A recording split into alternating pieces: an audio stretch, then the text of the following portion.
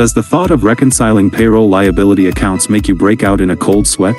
If ensuring your payroll tax payments match your filings feels like a high-stakes puzzle, you're not alone. Today, we're reconciling payroll taxes in QuickBooks with confidence. Welcome back to Guide with Samuel. Let's break it down. When you run payroll, QuickBooks withholds taxes from employees and accrues employer taxes into liability accounts. Reconciling ensures the money you owe matches the money you pay. Step 1. Run the payroll liability report. Go to Reports, find the Payroll Liability Balances report, and set the date range. This shows a breakdown of all taxes you currently owe, federal, state, and local. Step 2. Match payments to liabilities.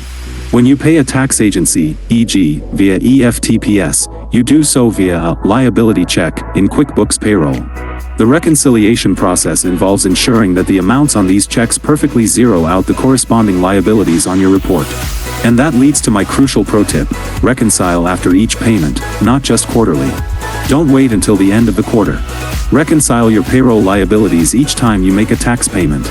This makes it much easier to spot and correct a single error, rather than untangling 3 months' worth of payments at once. So, just like that, you can face tax deadlines with peace of mind, knowing your numbers are accurate.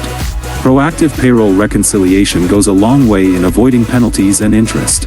Now I'm curious, which payroll tax gives you the most trouble? Federal income tax withholding or state unemployment? Let me know your thoughts down in the comments, and subscribe for more clear-cut guides like this one. Thanks for watching. I'm Samuel, and I'll see you in the next video.